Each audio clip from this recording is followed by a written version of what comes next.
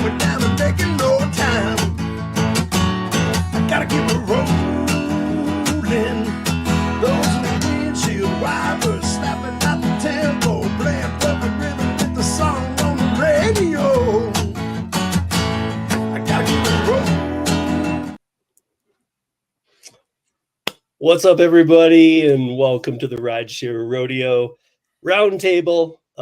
If I'm echoey tonight, I'm in this weird room, this very small room, and I can even hear it like an echo. So I don't have my equipment, and yeah, hopefully everything sounds okay enough, because this is as good as I can get it. So tonight we have Kim's Side Money Plans, we have Gig Work Mama, and I don't even have to introduce the last one, but I'm gonna anyway. Because he deserves it. So, ladies and gentlemen, the one, the only UDM. Come on. What's up, everybody? How y'all doing? So, before we get into anything at all, and what's up, chat? Gosh, I feel like let me run through it now, because if I don't, I'm never gonna get through this thing. I'm gonna do it real quick too, guys. So just be ready. Hi, Mary. Hi, Brian. Hi, Christopher. Hi, Josh. Hi, Mary. Hi, Traveler. Hi, Bubba Sue. Hi, Donna. Hi, Josh. Hi, Cray Cray. Hi, Tom Kelly. How are you? Hi, Thomas Mathis. Who else? JP's Gig Corner. How are you, sir? Hi, Ellen. How are you? Hey, Bud Soda. What's up? And Kevin Hawthorne, how are you doing? Mr. Walker, how are you doing? Derek, how are you doing? Crystal Clear, Gigan in the great net. How you doing up in Minnesota there, buddy? Anthony, Patrice. Oh, we got a flash there. And Gigwise, what's up, Tim? And did I get every? I'm not even close. Am I? No, yeah.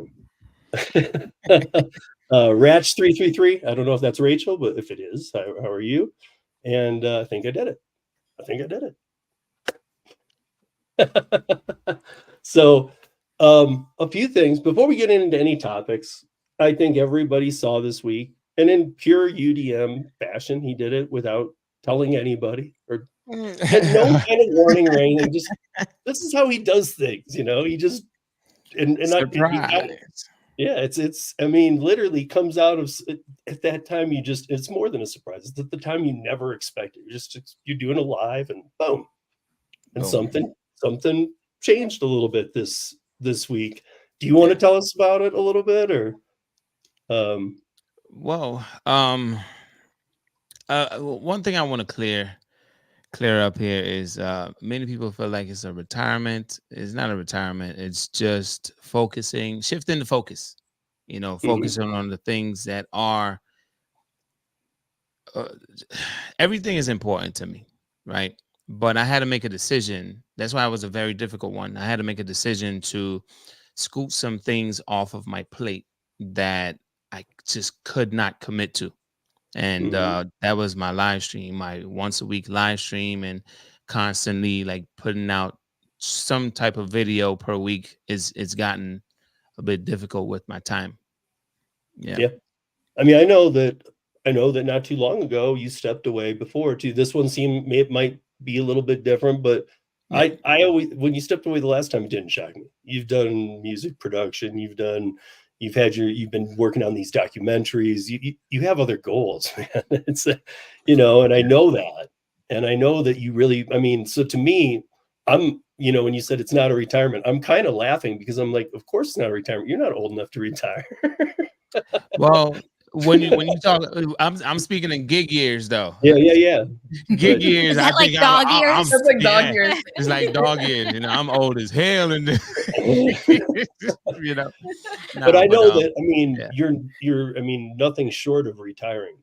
You're literally moving on to just other projects, and for all I know, you're still doing some gig work too. Oh yeah. It's just more about the content creation, is how I take it. It's not just content creation, but also just shifting the focus, man. Yeah, there is going to be content creation, but the content creation is going to be elevated, compared to the typical type of content that I've put out years before. But when it comes down to my kids in sports now, and they are really showing some level of commitment, but also when I have their talents is getting a whole lot of eyes on them, Mm-hmm. and I'm at a point where I'm a little bit paranoid with a lot of these coaches that's trying to reach out, or like just trying to make sure that my kids are staying focused on the things that matter, like just being a kid. you know Yeah. that just be a kid, that like right now is not really something I don't need anybody trying to convince my kid, hey, yeah, come to my school. Man, he's Yeah. 6. What are you talking about? You're in Yeah. high school. The other I one, think he's that's about to some, be yeah. 9. Yeah. I mean, that's But something all of us here on this panel share. We're all parents. I that's mean, awesome. and we're all very involved parents too. I know that Absolutely. UDM is. I know Kim is. I know Cheyenne is, and I know I am. And I mean, Yeah. we are all very involved parents, and I can In totally sports. respect it. Yeah. Yeah. So that's one aspect of things where both my kids are like, I'm a sports dad. I didn't Mhm. expect to be a sports dad in 2024, but yeah, running up and down, taking them to their trainings, to their practices, and all of the above, right? And going to their games. Um, that's 2024, right? But also just trying to, like I said, shift the focus, right? And elevate, right? I've helped thousands of drivers, right? Those that have contacted me directly, and those that just watched my video and left a comment underneath that video or sent me an email. Whoever contacted me, they know who, right? But I feel it's necessary for, when you start somewhere, it's okay to move up and move on from that, right? And I'm just into business now. Like I have one business, one startup, but I have 2 other business ventures, so a total of 3, where I'm just trying to focus on that and build, and that one business, starting from the bottom and just building something. I don't even want to consider that to be a small business. That's not where my mind is. I'm thinking big business, Fortune Mhm. 500. That's the type of business I'm thinking of. So um, that requires a lot of work, a lot of Mhm. sacrifice, a lot of work up front, and that's just where my head is now. I've helped a Yeah. lot of drivers, and I think you guys are just you're gonna do well without my content and my face. Yeah, on But live yeah. streams. Well, there's a lot to be said for that, and we will get to that a little bit later because Oh, you got a list? Oh, yeah, kind He's of. like, hold on, I I, think someone's Actually, calling I got something worse than a list, but it's cool. okay, all right. You don't know what you're getting yourself into, I'm telling you. No, me. not tonight. I don't. I got the email, but now he's talking about some other stuff from the email. I'm like, wait, what are you talking about? Yeah, So well, okay, we couldn't tell you that part. So yeah, okay, all right. Well, I'm prepared. I'm prepared. yeah, Mm, no, it's all good. But yeah, so you kind of talked about like, Fortune 500. First of all, that's pretty yeah, goal shooting high, so that's awesome. yeah. But that's Oh kind yeah, of me too. Like I do a lot of independent contractor work, and the the pandemic, everything shifted me off of that. That was all gone for a while. It's coming back. yeah. I'm more about being where the money is right now at my age and with my kid. I see you starting to be a kid manager now for sports. Yeah. Yeah, We're like, man. whoa, whoa, whoa, whoa, what you doing talking to him? No, no, no. Back Yeah. off. He just It's wants to not play the game. easy. Yeah, it could get really crazy, man. Especially with like football. Soccer is a little bit easier, right? But Mm-hmm. football down here is like, oh my goodness. There's a lot of politics. There's people that have gone to jail for like gambling reasons over Mm-hmm. optimist football, little kids. And I also saw like some coaches here, the way they speak to the kids, not not all teams, but some of the coaches here, the way they speak to the kids, I just don't agree with. Like just the whole energy, the whole vibe of like just being, they got them a little bit too grown. You know, Yeah. they're talking to them like they're grown men, and they're just kids, and that energy is projected off onto the other team, and like just treating the other team like trash.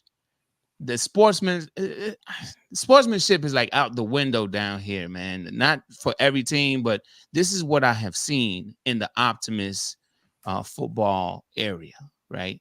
And I'm just like, man, you know, I can't have my kid, a very respectful kid, like being a part of or being around this type of energy. Don't get me wrong. I'm surprised they let him approach your kids. Well, here's the thing. Without you there, I mean. Well, it was just one instance where we parents weren't allowed on the field for this specific camp, right? So they had all these kids that were involved, and all of the kids were on the field, and the players were there to help the kids as well, right? So parents weren't involved in that. That's the first time I wasn't able to be around or close enough to like, hey, wait, what are you doing? You know? But every other time I try to get as close as I can. And sometimes he run to me and he be, you know, he's like under my wing or just hugging me or something, just really stuck to my hip. But that's the first time. And I don't know what was said to him, but he handled himself pretty well. There's certain things that we don't allow him to drink. Like I already knew that this day may have come, and I didn't know what to expect that day, but they were giving the kids Gatorade, and we don't allow him to drink Gatorade, right?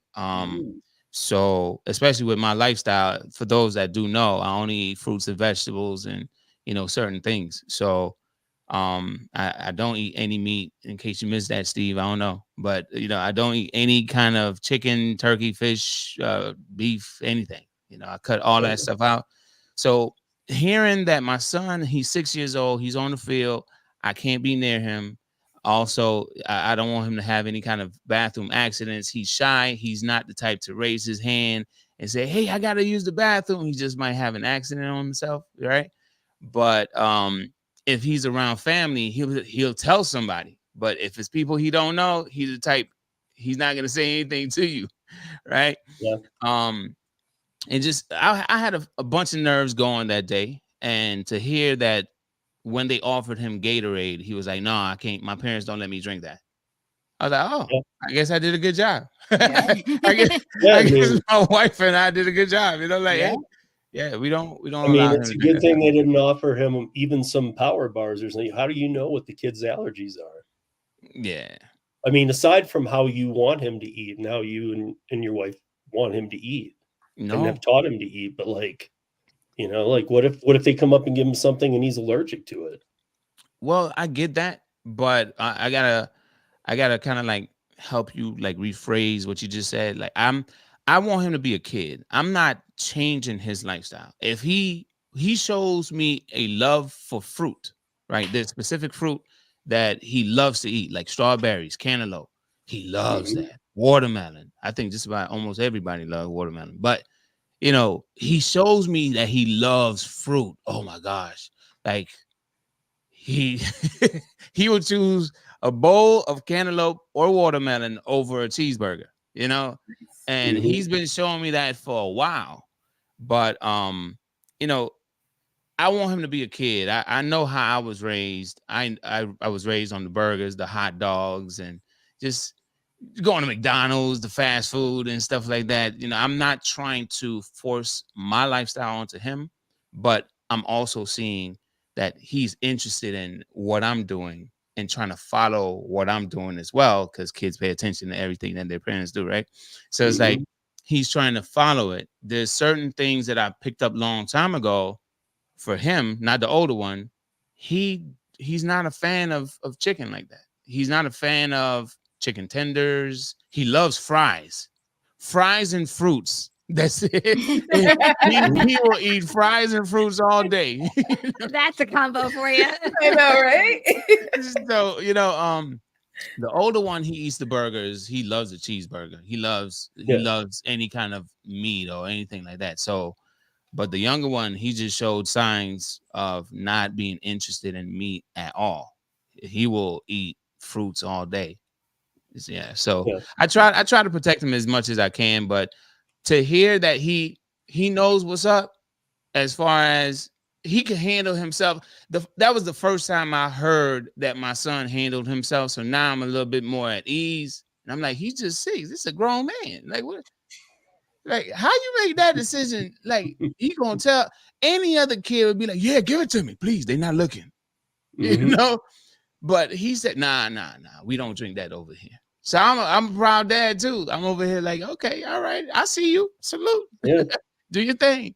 I'm a Well, back it shows home. that they're learning, right? Because that's what I always say. Like children, as you said, children see what the parents are doing. So it's the same thing here. If you give my children Gatorade, they'll be like, we don't drink that. Yeah. Because they know I've said it. That's not. I saw you shaking your head, but I was like, oh man. Yeah. No, I'm in the health industry. So like Okay. to me, like, yeah, no. I've had parents, come on, he's just a kid. Yeah. Like, shut up. Don't talk to me about my kid. Yeah. There are a lot of parents. I'm gonna make a blanket statement. There are a lot of parents who should not be giving other parents advice. And I'm just saying. Yeah. I always I said mean- when I became a parent, I would never judge another parent for whatever choices or whatever they do with their own kids, because only they know their own kids, and who am I to ever pass judgment on someone else's parenting. So as soon as I became a parent, that's what I said, and I've stuck to it ever since. There's no manual for kids out there. With the exception of safety. Like if you ever thought a kid was not safe. Well, of course, yes, that's It's kind always of driving with their head out a the window, I don't given. know. But I'm just saying, like regular parenting 101 and decisions that are made, like that's up. There's no, like I said, there's no manual or shortcut to know how every kid is. Every kid is different. Yeah. I mean, I do have some things that get on my nerves, though. I'm not going to go through the whole list, but one of the biggest things for me, Don't we all? one of the biggest things for me is like, say, if I'm in a crowded area, let's just say a grocery store, right? Some days the grocery store is like really packed, and I see a little kid that you could tell they don't know where they're going.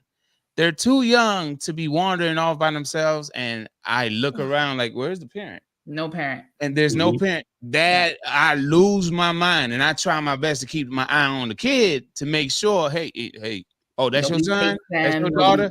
Yeah. I can't tell you how many times in retail there were lost kids all the time, and we would have them in our executive offices, and we would page and we would call, and like half hour, 40 minutes goes by. Like, how do you not know your kid is missing for a half hour in a department store? Like, it blows my mind. That's crazy. Yeah, the only kid I wouldn't mind losing is Joshua 305. He's in the chat right now.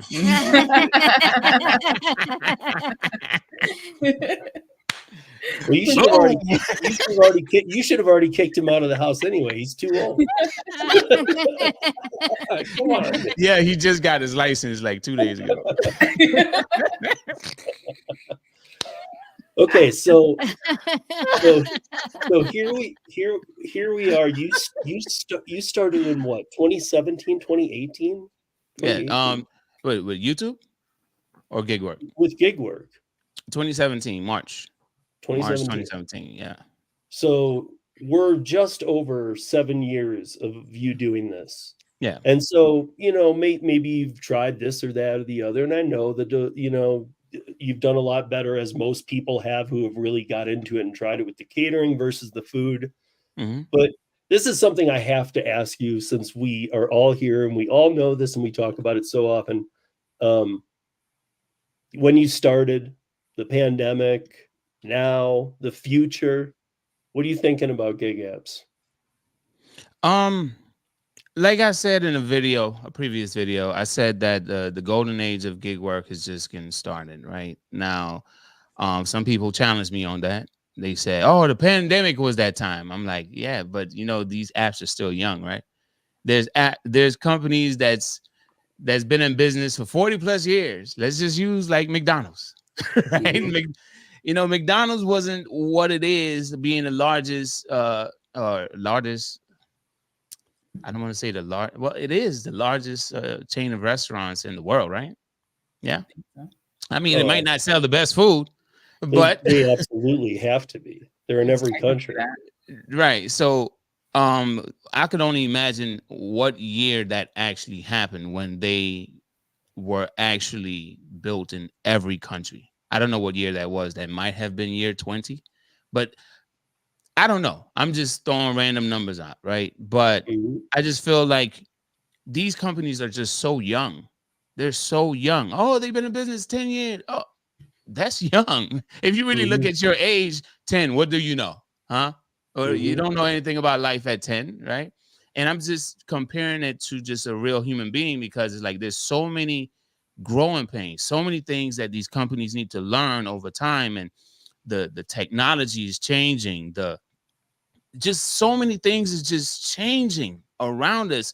And I'm like, I started in 2017 and I was having a conversation with the same Josh that I wouldn't mind losing. Right. I just had this conversation with him and I said, man, it's only been 7 years, but these apps have changed so much in 7 years. It's ridiculous. So I'm like, if it's changed so much in such a short period of time, we have a whole longer way to go. And at some point, the government is going to step in. A lot of people want the government to step in, right? Some people don't. But at some point, the government is going to step in, just like in New York, just like in Cali, right? And something is going to happen where people are just going to be like, oh, I love it. I don't know when that's gonna kick in, but someone somewhere is gonna be like, hey, I love it. The same way as when on DoorDash, before Top Dasher, the drivers or the dashers before Top Dasher even existed, we had that before Top Dasher experience, right? Sure. And then those that signed up and they got the Top Dasher experience, they didn't know anything prior to that. And we we're the disgruntled, like, oh no, this is terrible. And they're like, yeah, this is great. They're like, what are you talking about? So I feel at some point, everything will level out. Right now, there's a lot of experimenting going on with the platforms, trying to find something to remain as consistent, but all that seesawing will eventually subside. And I feel we have a long way to go, and as far as gig work, I feel like if you're going to be in gig work for some years to come, maybe 10 plus years, you may see something way different than we are experiencing right now. And I think it's going to be more positive then. I don't know. That's just my prediction. Don't hate me for my opinion on this. I'm just saying, I see it from my perspective and seeing all the seesawing that has taken place in the last 7 years and the things that they have tried, the things that the government has intervened a bit. I'm seeing some things. I remember when it was 29.93 or something in New York, drivers were like, yeah. And then they were like, I can't log on. It's a lot. All the seesawing going on eventually is going to be it's going to be better down the road. That's just my opinion on it. Yeah. No, and I mean, here's how I would expand on it. I believe in your core part completely. The gig economy isn't even close to its growth. I mean, the people who are like the spaces that are coming in, the global growth that we're seeing, global, not just United States, globally, gig app work is becoming. I mean, there's hospital, there's nursing apps, you can travel the country. So to me, I don't think it's going to be about where Uber and DoorDash going to take us. They're like the pioneers who I feel like are gonna. Like they're the delivered that's or the delivereds or the things that you've introduced to people, those are already better ways to earn if you can on them. I agree. For sure. So, I mean, I think there's just going to be more and more of that. And so like, I'm all about the competition, bring it on, because I think that's what it will take to make it a better, a better way of doing this. Yeah. Having options is always better to have options versus, just one company bought all the rest. Like no. Mm-mm. You need to have competition because that's what's going to help all the other companies stay sharp, stay relevant, and do something that's really interesting. If not, they're not going to do anything to improve. There's no reason to. Right. Thank you, Christopher Taylor. I've always said this, though, and it's half kidding, but half serious. As long as there's lazy people out in the world, there will always be a gig app to make someone's life easier, and we're always going to be in business. Yeah. Yep. Yeah. Cool. I agree. But I mean, Kim, do you think that do you think that in 2 years it's going to be this same talk? Like, where's my base pay? Where's this? I think it's always going to be there, right? So I think there's always something that we're all going to complain about, right? Whether it's base pay, whether it's fair treatment of the drivers, like that's nature. It's human nature, right? Human nature is for people to have drama, to complain about something. Think about the W-2 world. Like no one really likes their job. What do? You complain to your coworker. It's the same thing. It's never going to change. It's just what's going to be the new thing to talk about. Yeah. Well, I hope, and that's what I hope. I hope there just keeps coming new and new and new and new and new things. But I mean, like, here's an example. I don't think you never did Instacart, did you? UDM? Yeah, I did Instacart. Oh, you did? Okay. Yeah. So there's a really sad article out right now. And I mean, sad in the terms of, so the title is, I used bots to work for Instacart. You need one to make the job worthwhile. If you break this all down, it's pretty sad how it works. Now, this bot specifically has been shut down. However, we all know that there are just tremendous amounts of these everywhere. But this one is called Shopper X. And here's just to walk you guys quickly through how these work. This is how this one works. They all work a little different. But this guy was doing well on Instacart. Then he wasn't at all. Then he heard about these bots, how like we all do. And he decided, let me check into this Shopper X. Again, I can talk about this because they've been shut down and what they were doing, I don't agree with in any way. But what he had to do was put $400 up front. Plus, every time he made $1,200, he would only get $10.50. He had to give them another $150. So, but they're guaranteed all of the orders. Like their guarantee was you could stand in a room with other Instacart shoppers and watch that they don't even ever see it. How? Yeah, that's smart on their part. Well, you said it's shut down, right? Yeah, but now there's 100 more. Okay. Well, I mean, I get what you're saying, and but here was the point of the whole story is that he said he ended up making way more by using the bots. I found that really sad. Like even after paying the bot money and stuff, he made more money working the same amount of hours using bots.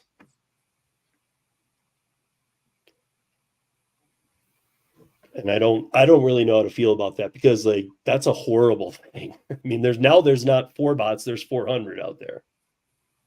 So Gary but how does it work? Gary says, as a developer, you make more money from bots than anything else. You can charge $400 plus a month per account.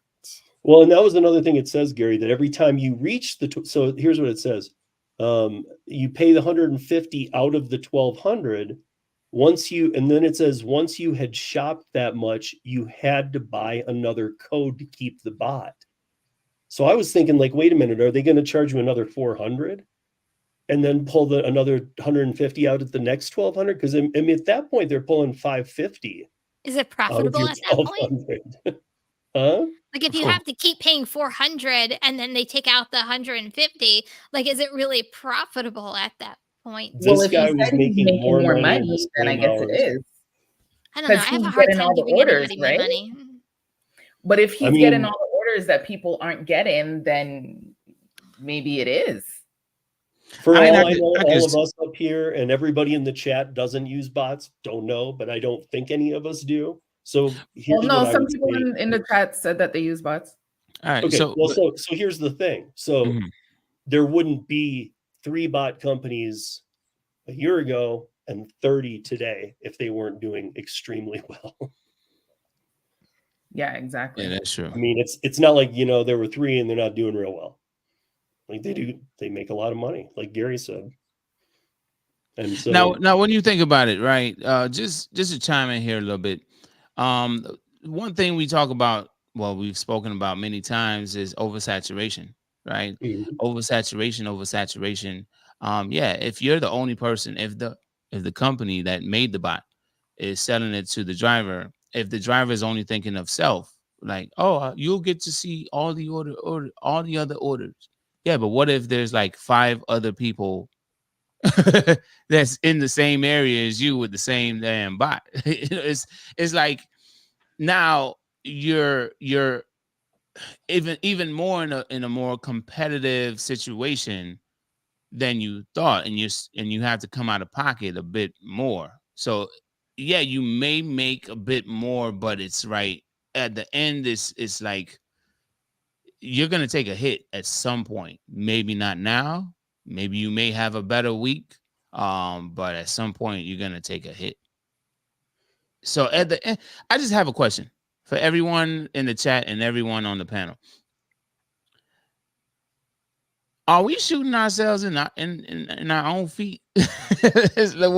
When it comes down to doing these types of things, like, oh man, I want to get this bot. Relating to this story, did this driver shoot him or herself in their own foot by saying, okay, I'm gonna get this bot, and eventually, I don't even know what it's like now. Well, yeah, but, for sure. but as a question, did this driver shoot themselves in their own foot? For sure. Because that was another thing I was thinking too. Is there a honeymoon period? Just like with the apps, like they're showing you, like, look how good these bots do for you for a couple months, and they're like, whoop, bye. I mean, yeah. I don't know.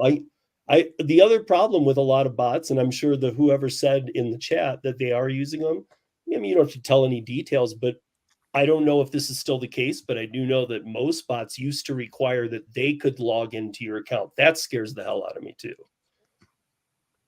I don't want to be giving some company X that I have no idea where they are, who they are, nothing, my login credentials for my apps. I completely agree with Gary. I think I was the cause of my own oversaturation in my market. I'll be the first one to believe it. I disagree. I disagree. Hey, he's speaking from a developer standpoint, and I'll say this, Gary. If it wasn't for oversaturation, I wonder where the Duh app would be. Sure. A bunch of drivers getting the Duh app. But I just disagree, because when it comes down to, if you have one app and you're only focused on this one app, are you really exercising your rights as an independent contractor? Like, is it because you're only focused on this app? Yeah, you might see the pay up front, but if this is like the beginning stages of learning how to run your own business, but you're just so loyal to just one, is it really like that? I'm trying to make sure I get my words right here, because I'm going at Kim and she got rebuttal. It's like having an agent. It's like having an agent. You know me way. Yeah, I see you attentive. You put your good ear to. Yeah, you trying to hear what I'm saying. All right, but what I'm saying is, like, if these apps was the very base or the beginning of learning how to run a business, right? Why even consider, hey, if you're promoting it, or you're promoting something relating to it, or I feel like that's just the given side of you. You want to share something to help someone else achieve what you have achieved with this platform, whatever that platform is, right? And you still go out there, you make the money you need to make. And one thing, I think it's called a scarcity mindset, where just because you see a bunch of drivers out doesn't mean that, man, I ain't gonna be able to make my money. Yeah, we've been doing it for years, making our money, and we figured out new ways to make our money. And this is where the business side of us kicks in, where we're always researching, we're always trying to expand into other areas, maybe work a new area, get away, learn how to not go where everyone will go, right? Go somewhere else, avoid the peak pay, or get to the status of top dasher or platinum. Well, we're not even going to go into all that, but get to a status that is going to separate you from the rest of the pack. Like all of these things, it became more competitive, but oversaturation, is it really real when orders still hit your phone? It's just the orders that's hitting your phone you don't want to take. But is oversaturation really real like that? I know. Yes. I'm not gonna shoot it down. I'm not gonna shoot it down, but when I hear people talk about oversaturation, I hear them talk about oversaturation in a way like, man, I can't make my money anymore. No, that's not the case. Like, I'm still, that's not the case. You know me. Like, I'm still making my money no matter what. I mean, I have all my apps. I go out and I hustle every day. That's not the issue. When you see what I see in my own area happening, and it's literally right in front of your face and it's blatant and you know what's going on, that's where I think oversaturation happened. And why I say I am the maker of my own problem is because I was that person who I wanted to share how to make money. I wanted to teach people this is, the good of what we do. And it was motivation, right? That's why I did what I did. But I think I shot myself in my own foot, because how would someone, and we're not talking like 2 drivers. So we're talking like 50 to 100 drivers in an area. How would they even know something like that? So when you see it happening right in front of you, like you can actually see the oversaturation happen, even though I know how to make my own money. Yeah. But I don't believe, all right, there may be a lot of drivers on the road, right? But I don't believe there's not enough orders to go around. No, but that was the part I was going to add in, that we know the order volume's down because it costs more to customers now. And customers, I mean, we're not the only ones having a hard financial times right now. I'm not disagreeing. Matter what class you fall into. I'm not disagreeing. All right, I'm sticking to the oversaturation thing, right? I know the order volume is down. But I guess my point was, I think that it makes it appear even more oversaturated when people are like, I'm not seeing as many orders. Some of that is just the people can't afford it. Yeah, the oversaturation. There's a lot of drivers on the road, versus they're not able to meet the demand, right? There's just too many drivers on the road for the amount of orders that's available, readily available, right? But when I hear Kim say something like, I kind of like shot myself in my own foot, it's like, I'm like, these companies they spent millions of dollars for 30 seconds on the Super Bowl. They were going to oversaturate your area regardless. It's not you. I just feel like at this point, if you feel, man, there's a lot going on in my area, that's a sign that it's time for growth, time to expand, time to move on to something else, or look or begin researching something else, because this may not work for me in the next couple of months, maybe a year. I don't know, but it's time for me to grow, because we also know that these apps kind of cater to beginner drivers, right? They kind of like, hey, look at this. Yeah, you like this money, don't you? Yeah, come on, work these 16-hour shifts. Come on, hey, So they're gonna cater to those newer drivers, and those orders that we would normally get, they're going to those newer drivers as well. And I'm just like, hey, you know what? If I'm seeing less and less, it's time for me to grow and move on to something else, or expand my knowledge or research into something else. There you go, 3 stacks. Time to pivot. I was saying the same kind of thing. Like, there was a rideshare driver who, often will tell people like, hey man, you're like you already said at UDM, you're an independent contractor. You should be getting some private clients. look, Tony, the driven dad, does it all the time. I know other drivers that do it all the time. You know, if they feel comfortable. Obviously, if it's a short ride, you don't know the person, it's probably not a good approach. But if you're taking them to the airport, you click with them and they're telling you things like, hey, I always get crappy drivers now, or dirty cars, or that's your in right there. But I was talking to one guy who I was like, why don't you promote that you can do rides for people that you know you could be taking a lot? And he just didn't feel comfortable, even though he's an independent contractor, doing it on the apps themselves. But then we dug deeper, and this guy does woodworking. And I was like, well, then why don't you have a flap over the back of your car, over those seats, saying that you do woodworking with a QR code? Because you have riders in your car every day.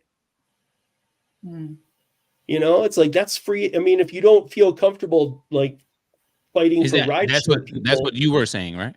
Yeah. Like, at least you should absolutely at least feel comfortable about advertising other things you do. Well, you just have to check the TOS, though. Can you do that? I mean, only Gary reads. What's your name? Cheyenne? Cheyenne?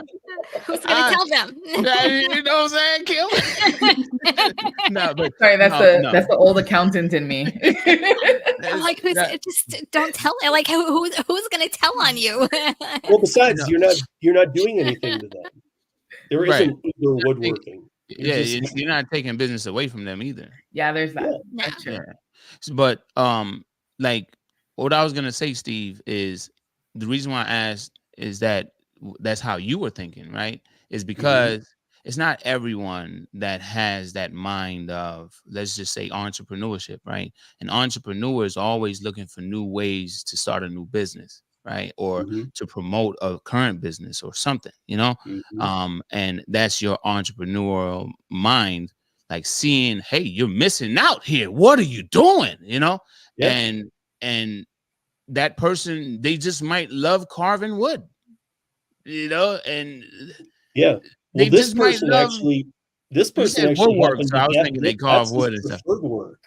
Like, he doesn't want to work. He doesn't want to work in like factories that he's done where you're just doing mass production, but he's willing to do small jobs for people. And he said, if I could, I would only do that. And so I'm thinking, dude, why is there no advertisement on the back of your seat, bro? You know what? You know what though? I believe that everything happens for a reason.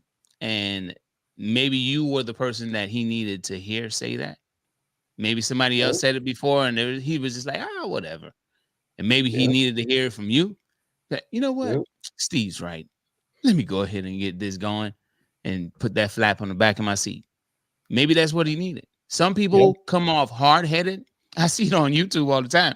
I say something on my channel, on my video, and they won't do it until like 2 years later when they hear somebody else say the same thing. So I'm like, okay, well, hey, you do your thing. You know, maybe you missed it when I said it, but I just feel like everything happens for a reason, and everyone moves at their own pace. Maybe he wasn't ready to get his woodwork business going like that, or really start promoting it. You know, maybe he wanted to focus on Rideshare at the time, and see if there's a possibility he could start something there too. So, I mean, we don't know anyone's situations, but I just see it like, okay, I get you, the entrepreneurial mind, right? When you say, man, why you ain't doing that? And then I'm like, yeah, I get you, Steve. But I'm like, I also understood that, my daughter, right? I've said to her, you know, soccer, you're a student of the game. Why haven't you started a podcast? I've been saying this to her for 2 years. Still no podcast. I'm like, I got all the equipment you need. You don't need to do anything. Whatever. Even if I got to edit it for you, I see this. This is my entrepreneurial mind seeing so much potential. And in this space, in this industry, on social media, I don't see many females talking about soccer in a podcast. I'm like, yo, this is your lane right here. But no, that's my lane that I'm seeing for her. And she's just like, nah, I'm good. You know, so I'm just like, hey, you know what? Leave her alone. At some point, maybe she'll change, but I got to leave her alone. Yeah. You know? Yeah. I mean, absolutely. Well, sometimes they're not receptive to it, right? Because they're not in the mental space where they can actually hear it. It's just like, you know, you might read a book one day and you're like, okay, that's a good book. And then 2 years down the line, you pick up the same book and you're like, oh my gosh, like I didn't even hear that the first time. But that's, you know, happens a lot. Yeah, I agree. I mean, I guess one main thing I would say to people, I get if you're feeling that way, but I would say that truly, you are an independent contractor, even by these own companies' rights. They can't afford to have us as employees. They can't afford it. It won't work. The models have been destroyed. All right. I had to put it up. Yeah, that'd be a problem for real. Right. I mean, hopefully you're not doing Uber team either.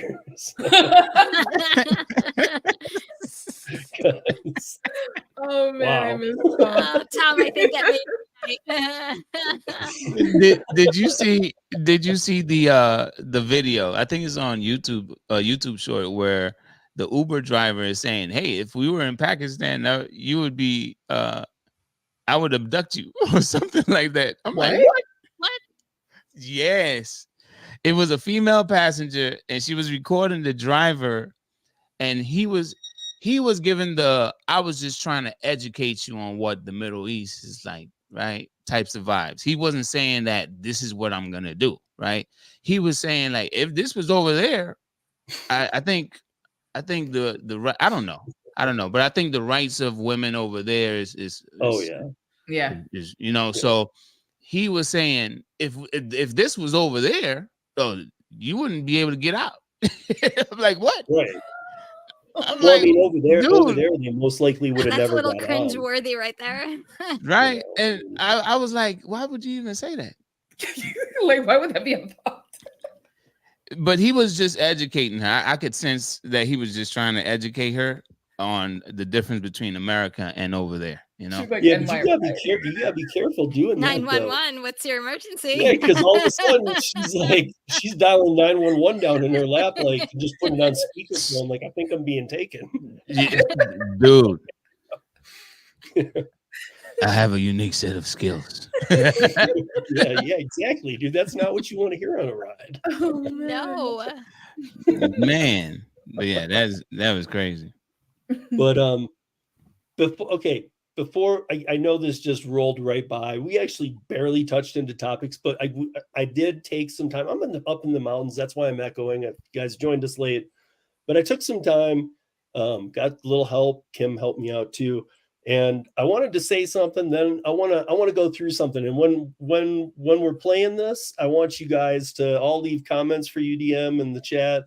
And because I also want to make sure he's watching this. So first of all, we never finished. We never finished our discussions, UDM, on filling the cup. But I feel both of us have learned and grew from it. Oh, don't even get me started on filling the cup. We're not gonna get started. No, but seriously, I've always loved UDM, your approach to the community, your genuine character, your professional, your parenting, how the importance of your parenting, and most of all, your friendship. And there's a lot of other people who feel that way as well. And so, in fact, we have a little thing here tonight. And we're going to start it right now, guys. Do not miss this. You're going to want to watch. What? Hey, it's a great morning. Eating my berries. Hey, it's a great morning. Good morning, delivery fam. Thanks to all the memories, UDM. Have a great one. Yo, what's up, UDM? Hey, I just wanted to come on here. I was asked to make a video to sit here and roast you, a 1-minute video roasting you. But to be honest with you, bro, there's nothing to roast you about. Hopefully this doesn't mess up the plans of a certain individual, but there's really nothing to roast you, bro. You've done a lot on YouTube. You've definitely helped a lot of people. I know you get a lot of backlash from these people, some of these people. But it's always been in your best intentions to do the right thing and to help people. And so I'm not going to dog you on that, boss, because like I said, You've done a lot to help people. I wish you all the best on your journey. You know, I heard you got things going on. You got things to do. More power to you. And I hope you're successful to everything you do and everything you get, everything you want in your life. And I hope this is a big step forward in you doing the things that you want to do and doing the best in your life.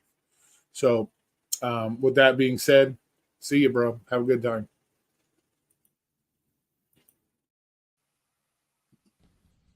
What's up, everybody? It's Cray Cray Nay here. You know, when UDM announced that he'll be taking a step away from YouTube, in that moment, I felt a lot of things. I felt lost. I felt confused. I felt a lot of pain. And not just because he was stepping away, it's because I wanted a damn wrench. Damn it! If you don't know, a wrench in UDM's channel was one of the most exclusive wrenches in the entire gig economy. It was the equivalent of winning the lottery twice. It was an honor to be a moderator for UDM. And I don't know what the qualifications were. Background check, blood sample, urine sample, upstanding member of the community. Well, that's why I didn't get it. But the community post he would put out every so often would have the list of names of the people that got the wrench. And we would all read it with anticipation. And the people that would read their names would be like, good morning. Hey, great morning. And the rest of us, and when I say the rest of us, I mean me, would be like,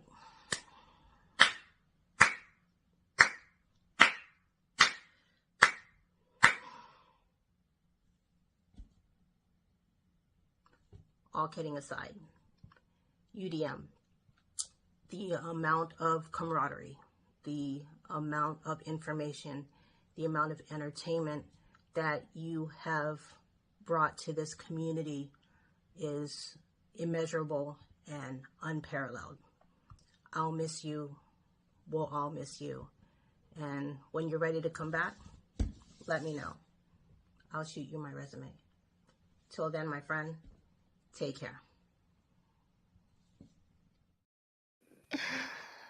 What's up? Tony here, the Driven Dad. Just wanted to give a quick shout out to UDM in appreciation of everything that you've done for the community. You went from just being UDM to UFM, the ultimate family man. Not only for your family, first and foremost, but the D fam. Thanks for putting out the hours of content out there, the endless hours that you put into that. And thank you for the future series coming up of the docu-series. Just wanted to give a special thanks for what you've personally done for our family, providing safety equipment for my youngest daughter. I'll leave it at that, because you didn't want any praise for that or anything, but thank you, UDM. You're the man. What's up, UDM? I know you're a lot of people will be on here sending videos in, telling everybody how they're gonna miss you. I'm sure Lisa will be on here kissing your ass. But I just want to say, I am thankful you are leaving finally, so I no longer have to look at Bud Soda every day, calling in, telling we need to stack a route. But for real, thank you for everything you've done for the community. You're one of the last few people that have personality and make good videos. And I'm sure you'll be back with smoothie time with UDM in a couple months when you're sitting around being bored at night. But for real, thank you for everything you've done. Deuces. UDM, I heard you're retiring. The GigTube community is going to miss you, but definitely was made better by your presence. Because of you, hey, I made a channel. I know you've inspired a lot of people, put a lot of people on, and gifted a lot of people with a lot of great knowledge. So enjoy the retirement. We're going to miss you in that big old Colgate smile, and I'm sure we'll see you around. What's going on, Mr. Clean? So I was tasked with doing a little 60-second roast session. and nothing about you is short, so I'm going to try to keep it to the 60 seconds. I would have called you and told you about it, but, you know, at the end of the day, I would have had to schedule that with your assistant with how busy you are. Over the past couple of months, you've been trying to explain to people how to grow and move on, and it's time to venture on into new things, like catering, but I kind of saw right through that one. That one was all about your forehead, growing and getting bigger and larger. You've gone from Postmates to catering. Not to say that that's a very big step up. I think you're still a Postmates at the end of the day. More so a delivery dude. But good luck to you. I know you're getting out of the YouTube realm, so good luck to you.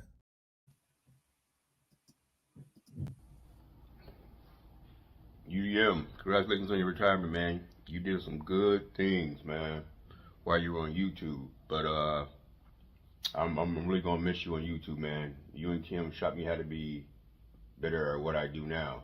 So shout out to you, UDM. But this is a roast. Let's start roasting. UDM, doesn't it sound like UDM sound like a car?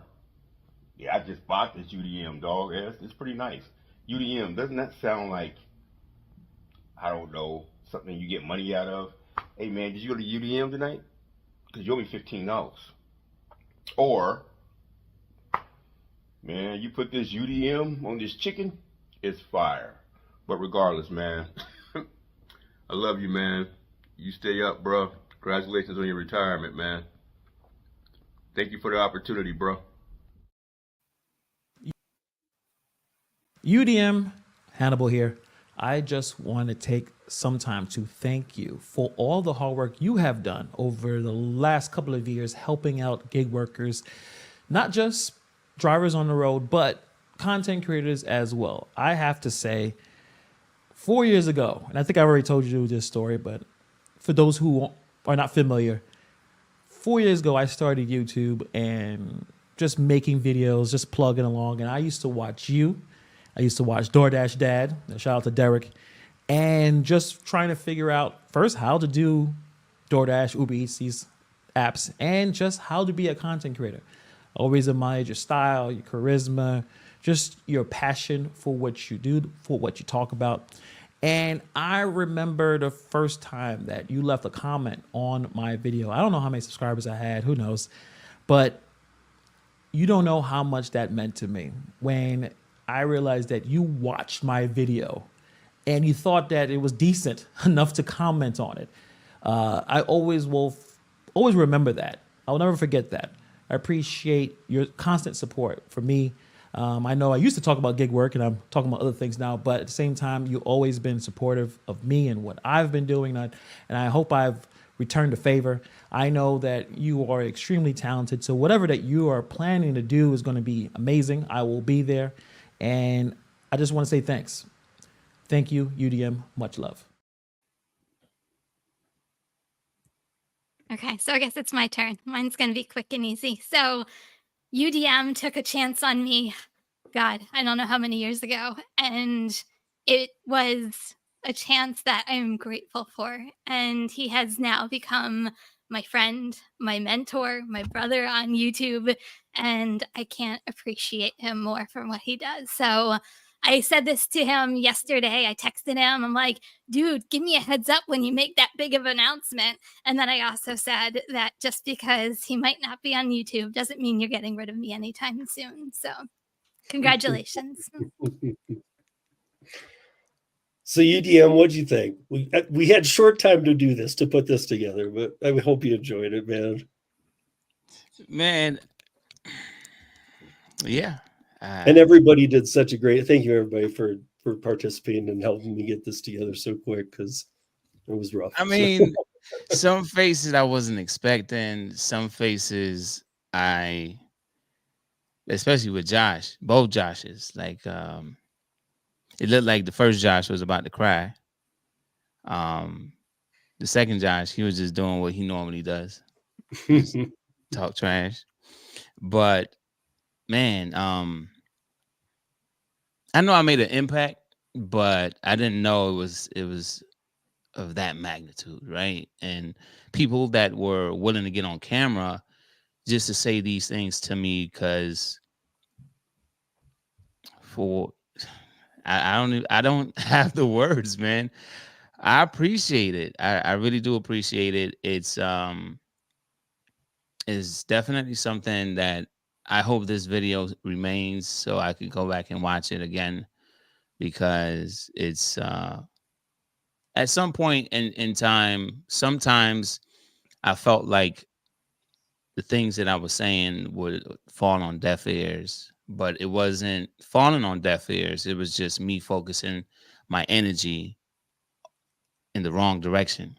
And what I mean is, just to me, the negativity was louder than the positive, but the positive was there. I just couldn't see it. I couldn't hear it. Right. So I did know after a while that I was helping people, but it's just the trolls, man. The trolls, the trolls. They just took over me. You know, like they brought the nasty version out of me, right? But just to hear it, man.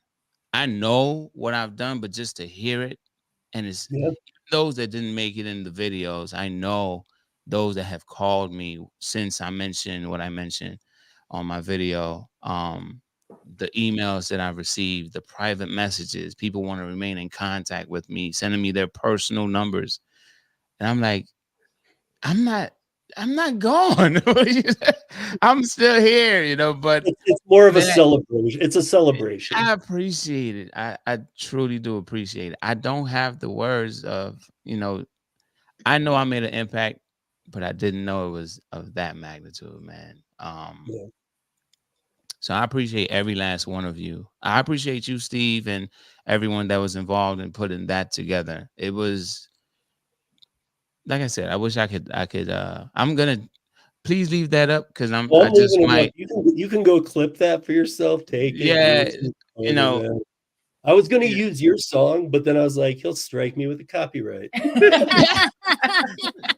No, like if any of those people that said something positive about me, if we were to fall out for whatever reason, I'll just send them that video and say, see, you had something good to say about me then. Would you changed your mind? You know, no, I'm just kidding. But it's good for memory's sake. And I appreciate every last one of you that had something to do with that. And don't ask him to ever fill a cup when you're out delivering. Just saying. No, I just, but I knew that exactly what he just said, with all the trolls and the other things that just happen. And it's not anybody specific, it just happens. Yeah. But honestly, nice words aren't said enough. And yet we all feel them. So, say what you want. Cray. I'm sorry, Steve. Hilarious. When I got Cray Crays last night, I was crying. I was wiping tears out of my eyes. Cray. She laid that wrench down. And you know what though? I'm sorry. I'm sorry for those that were just clapping for everybody else. A slow clap. At one point, every person that was in my chat had a wrench, but at some point, those that had a wrench was abusing it by just hiding people from my channel. And people were calling me and sending me emails saying, hey, why you block me? Why you ban me from it? I'm like, I didn't do that. Yeah, you did. I'm like, wait, no, I did. Come to find out that people were banning people from my channel. So I'm like, okay, well, I got to remove all these wrenches. So there wasn't any specific list or background check or example. It was just who was like very active on my channel, not just in the chat, but just very active on the channel and just communicating with me at that time. So I just still had to be mindful of just pushing out too many wrenches. But at one point, every person would have had a wrench as long as they were in the chat. But unfortunately, people abused it. So I'm sorry. I'm sorry, Craig. You couldn't get that. You know what? I'm gonna give you a wrench tonight. When I release one of the episodes of the docu-series, it will be a premiere. So, you'll see that you have a wrench. I'll give you a wrench tonight as soon as I'm done here. You earned it, Craig. You earned it. And again, had we had more time, there would have even been, this whole episode might have just been those. But with all this transpiring in a short time, I'm thankful that everybody that even did it in the 24 hours that I asked and, said, can you do this? Can you do this? Can you do this? You got all those videos done in 24 hours? Pretty much. Yeah. I mean, I told What was Kim it? and I were trying to come up with an idea Yesterday. yesterday. And dude, you was working overtime, huh? In the mountains while I'm hanging out. And yeah. I gotta salute you as well, Steve, man. You've definitely been someone that I can call if I need something. It wasn't always that way, where sometimes, like, just being in the position that I was in, most times I'm the one getting the calls, I'm the one getting the emails, but it just felt good to need something, and I had someone to get in contact with as well, and Kim, don't feel jealous about this. Okay, but but yeah, like it felt good to have somebody that I could contact as well. And Josh, don't get in your feelings either. I know you listen. Yeah. You guys, I am I don't even know what to say. He's not retiring, but he's not gonna, the content's gonna be different. It's gonna be something different. But I think Hannibal put it, I had trouble putting those in orders. Hannibal's was so nice. I was like, damn, Hannibal did such a good job. So I had to put Hannibal's last because it was just, it was just spot on with, I think how many people feel. And, all of us will be watching what you do, period. I think that's one of the main things Hannibal said that I was like, absolutely, he doesn't have to be doing gig work for me to want to watch what he does. So I appreciate that. Yeah. I think a lot of people feel that way. It's just about growth. And I think tonight was the first time I've first time meeting you, Cheyenne. Is it Cheyenne? Yes. I've watched episodes with you and Steve, but this is my first time speaking to you. Yes, it is. I think, did you ever end up on my channel at any point? Yes, I have. Okay. The Gig Work Mama is like, I'm like, wait, I know that name. Yeah. Right. But nice to meet you. I wanted to at least say that. And Kim, hold it down hold it down. Okay? I don't think I can fill your shoes, so I'll do my best. Hey, I just might pop in on another break time, see what's on the. That's a Dr. Pepper. Still Dr. Pepper. Yeah. So I appreciate every last one of you, everything, all the support over the years, even the disagreements, the fact that we can disagree and not argue. Oh, I love that,